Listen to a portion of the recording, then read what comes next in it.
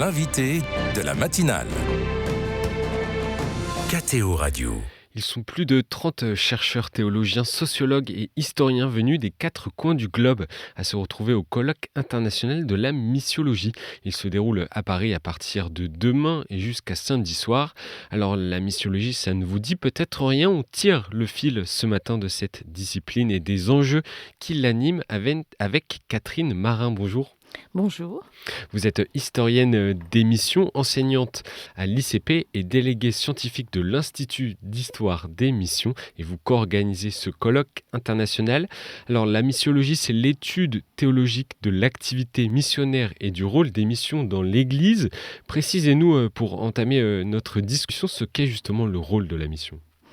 Le rôle de la mission, par définition et s'appuyant sur les Écritures, c'est bien entendu la transmission de l'Évangile, transmission qui a été donc initiée dès l'origine par le Christ, aller enseigner les nations, et par la suite évidemment les apôtres dès la Pentecôte sont partis aux 4 coins, alors on dit du monde, mais c'est plutôt 4 coins de l'Orient, apporter justement ce message évangélique. Et je dirais que pour nous, travaillant sur l'histoire des missions, le premier, c'est bien sûr Saint Paul. Missionnaire, le terme redevient populaire chez les catholiques, notamment chez les jeunes. De quel missionnaire parle-t-on quand on parle de mission? Alors, effectivement, être missionnaire, eh bien, si on reprend la définition du pape François, c'est témoigner de l'Évangile, ça c'est la première des choses, et transmettre les valeurs de l'Évangile. Et j'ajouterais aussi une troisième chose, parce que le pape François le dit assez souvent, c'est transmettre la connaissance de l'Évangile, parce que là, bien entendu, il y a du travail à faire. Mais ça fait partie, si vous voulez, de tout ce message que nous transmet le pape François à travers ses encycliques, à travers ses homélies. Les 2 mots qui reviennent ou expressions qui reviennent assez souvent, c'est l'Église en sortie. Ça c'est vraiment un terme qui revient. Et puis être disciple missionnaire. On en discutait en off en préparant l'interview. La figure du missionnaire est souvent accolée à celle du colonisateur. En tant que spécialiste du sujet, Catherine Marin, cela vous exaspère un peu. Pourquoi les missions continuent à avoir cette image ? Alors, effectivement, c'est une image qui est liée à, disons, toute l'histoire missionnaire du 19e siècle, où là, effectivement, on assiste à la fois à l'envoi de missionnaires de nos pays occidentaux, et aussi il y a donc l'apparition de tous ces empires coloniaux. Mais il faut quand même rappeler que dans beaucoup de pays, les missionnaires sont arrivés bien avant les colons. Je pense en particulier au Vietnam, où dès le début du XVIIe, vous avez un Alexandre de Rhodes, le jésuite Alexandre de Rhodes, qui va fonder toute une association de catéchistes vietnamiens qui vont être les premiers acteurs de la fondation de l'Église. Et lorsque les Français arrivent, ils arrivent à partir de 1858, vous voyez bien que l'Église existe depuis plus de 2 siècles. Vous avez beaucoup aussi d'églises en Afrique, où les missionnaires sont arrivés 50 ans avant les colons. Donc il y a une histoire, effectivement, au 19e siècle, une histoire où on associe mission et colonisation, mais vraiment il faut être très très vigilant dans le travail, justement, dans la manière dont on aborde ces 2 aspects selon les pays, sans oublier évidemment la Corée, où là ce sont les Coréens qui ont fondé eux-mêmes leur propre église. Donc vous voyez, les situations sont extrêmement diverses selon l'histoire de chaque église. Et ça, il ne faut pas l'oublier. Et l'objectif de ce grand colloque organisé à partir de demain à Paris, c'est de justement redéfinir tout un lexique théologique du missionnaire, parfois négativement connoté et donc même jugé obsolète. Vous pensez à quel terme, par exemple ? Eh bien, ne serait-ce que le mot mission, si vous voulez. Le mot mission a été utilisé, si vous voulez. On est resté jusqu'au XXe siècle sur la notion de mission. On pourrait la définir comme un point de départ. On part parce qu'on est appelé à apporter, à sauver les âmes, comme on disait, apporter l'évangile, jusqu'à un point d'arrivée. Et le point d'arrivée, c'est la mission.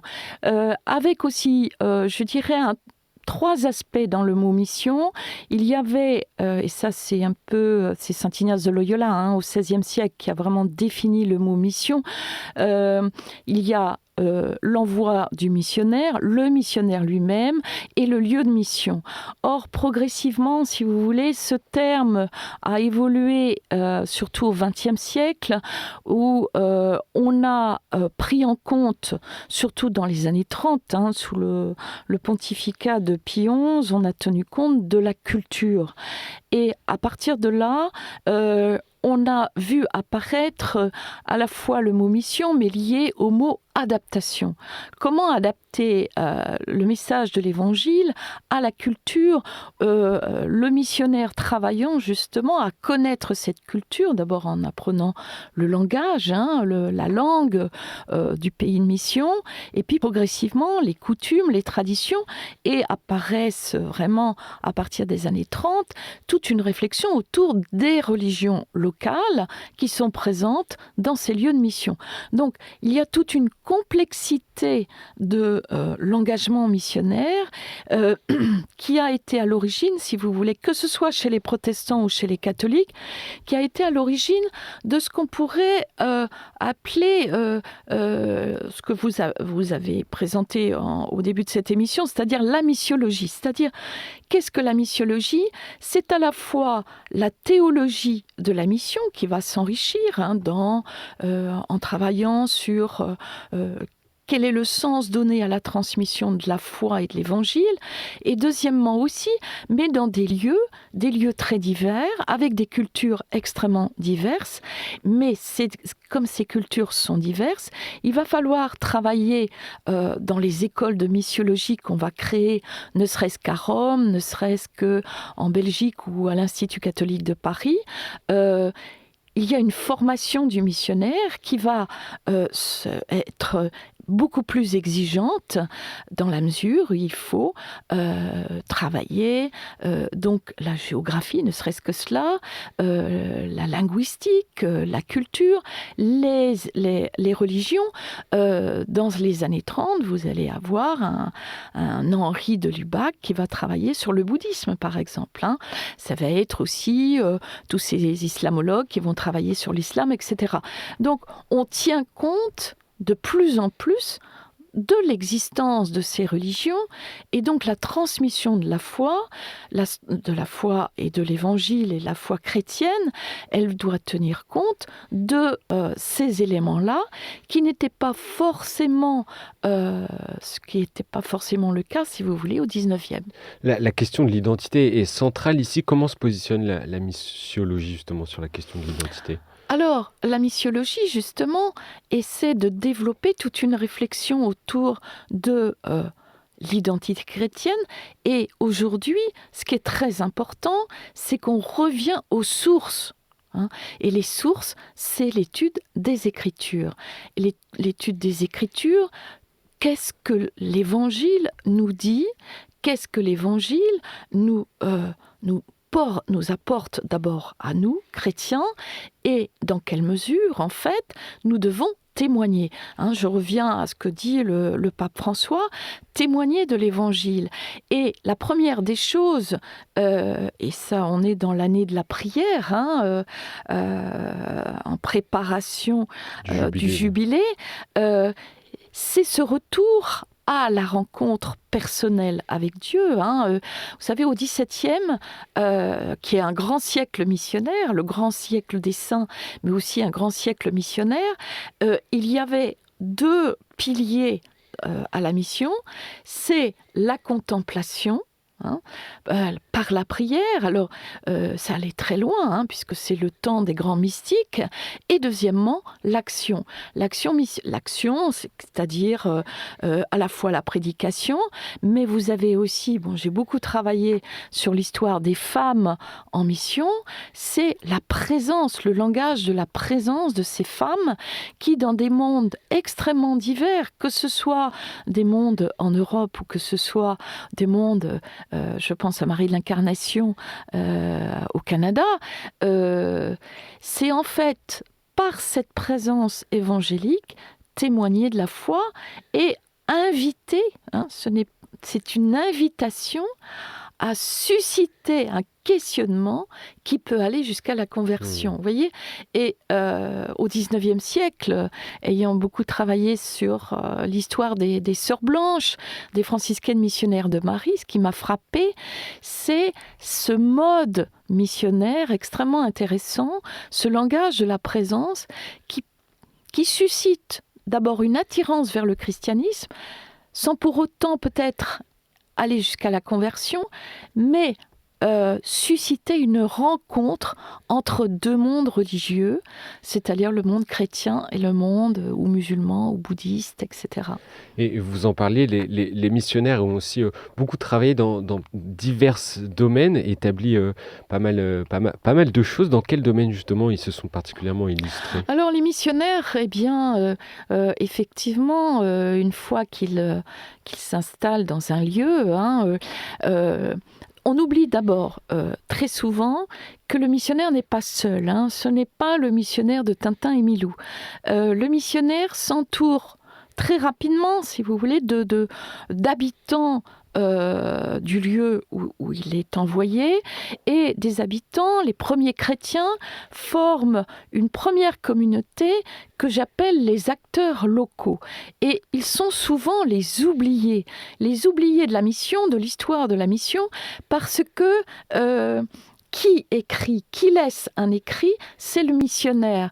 Et les acteurs locaux, c'est très rare dans les archives d'avoir une lettre d'un chrétien, parce que d'abord il faut qu'il apprenne à écrire. Deuxièmement, alors aux archives de la Propaganda Fide, on retrouve des lettres de chrétiens, ou même aux missions étrangères de Paris, on a des lettres d'un prêtre chinois au XVIIIe qui écrivait en latin. Alors c'est très rare, mais il faut décortiquer les archives, les écrits des missionnaires pour prendre conscience de cette présence des acteurs locaux. Alors ces acteurs locaux... Et les domaines ? Alors les domaines, je reviens, oui, parce que les domaines, c'est bien sûr l'enseignement, c'est la prédication, bien entendu, pour le prêtre missionnaire, mais les femmes vont être chargées de l'enseignement et du soin. Mais les prêtres aussi, je pense aux pères blancs, les pères blancs qui se formaient à la médecine avant de partir en mission. Donc il y a ces activités, mais dans l'enseignement, vous avez une diversité, là aussi. Ça va de l'orphelinat, ça va de l'école proprement dite, mais aussi de tous ces lycées professionnels, on en a toujours aujourd'hui, qui forment, bien entendu, les jeunes dans les pays de mission. Et pour les femmes, c'est l'orphelinat, c'est le dispensaire, c'est l'hôpital. Et ces femmes ont joué un très grand rôle aussi dans la formation, la promotion des femmes. Voilà, c'est quelque chose de très méconnu. Il y a un grand fonds d'archives qui existe et qui n'est pas encore totalement... vraiment exploré dessus.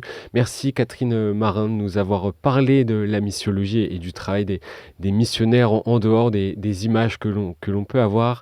Je rappelle que vous êtes historienne des missions, enseignante à l'ICP et déléguée scientifique de l'Institut d'histoire des missions et que vous co-organisez ce colloque international œcuménique qui débute demain jusqu'à samedi à Paris. Merci beaucoup.